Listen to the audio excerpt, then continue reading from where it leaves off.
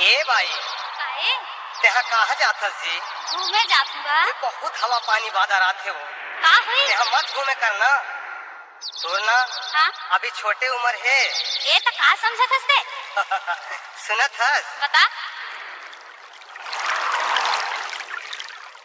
तोर उम्र हवे 16 साल, पाछू झूले काले काले बाल, तेहा जी के कले कमाल आले।